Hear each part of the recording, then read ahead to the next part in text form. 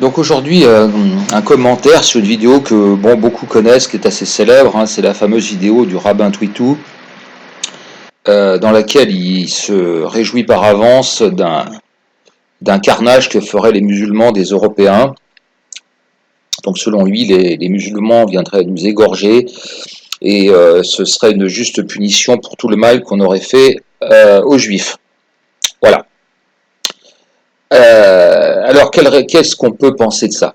Alors d'abord, moi quand j'ai vu cette vidéo la première fois, euh, j'ai été surpris, oui et non. Pas surpris parce que je sais ce que sont enfin, il y a l'escroquerie du on a le même Dieu, hein. Donc moi je connais les idéologies du talion, les idéologies de haine, de vindicte. Donc je suis pas très étonné d'un sens. Et puis de l'autre, oui, je suis étonné parce que je suis étonné, oui et non, parce que oui, Rabbin Twitou, ça reste un homme.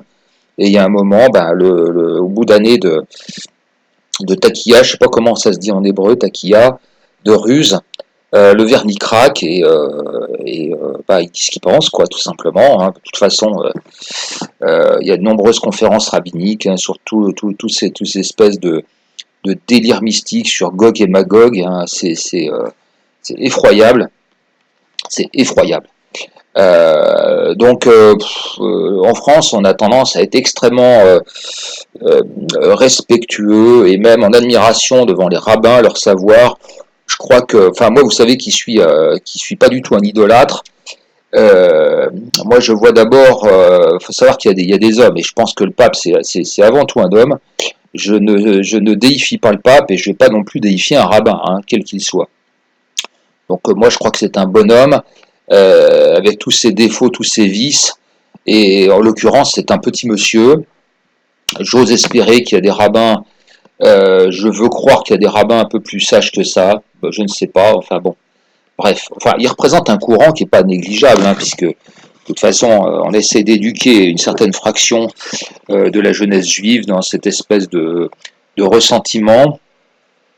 Bien sûr, alors il y a des gens qui pensent qu'effectivement, quelqu'un qui serait né en... Les bébés qui sont en train de naître actuellement sont aussi responsables de la Shoah. Ça, qu'est-ce que vous voulez? Ça montre qu'on n'est définitivement pas dans le même univers mental. Et je vois pas comment on peut faire société avec des idéologies pareilles, quoi. C'est absolument impossible.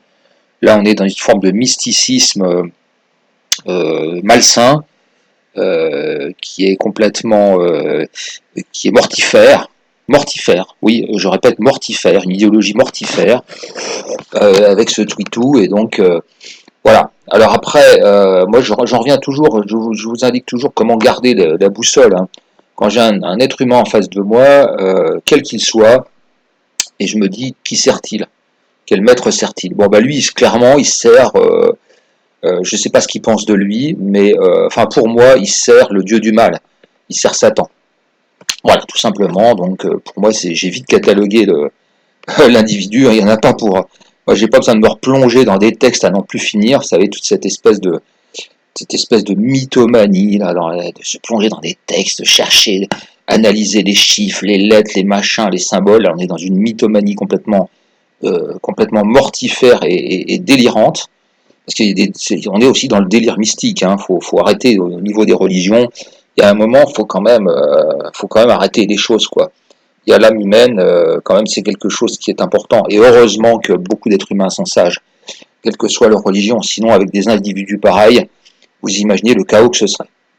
Voilà, donc un petit monsieur qui sert le dieu du mal. Voilà ce que je pense. Donc moi, voilà, je pète pas un câble, je ceci, je cela. Je le laisse avec sa noirceur. Restons dignes de toute façon. Théoriquement, nous Français, on est censé être des gens dignes. Donc soyons dignes. Alors je voulais quand même se méfier parce que tous ces délires là qu'on voit sur Internet aussi, autour de Gog et Magog, je tiens à vous mettre en garde parce que c'est ce qu'on appelle des prophéties autoréalisatrices. C'est pas neutre, hein, d'un point de vue de la manipulation mentale. à force de répéter ça, à force de le répéter, on arrive à s'en convaincre et on en arrive à admettre une éventuelle troisième guerre mondiale. Donc moi je vous mets en garde contre ces défenseurs de Satan, parce que c'est ça hein, le but du jeu. Hein. Ces gens sont des gens manipulés par... c'est un type qui est sous influence satanique. Hein. Voilà, j'ose espérer qu'il y a des rabbins qui sont... Je ne sais pas, j'espère. Hein. Mais voilà, donc attention aux prophéties autoréalisatrices. Parce que bon, j'ai vu aussi des vidéos musulmanes qui parlent de Gog et Magog. Donc on finit par s'habituer à ça. Et moi, je ne veux pas me résoudre à une troisième guerre mondiale. Je ne veux pas me résoudre aux guerres mondiales qui sont des carnages d'êtres innocents. Ça, je n'accepte pas.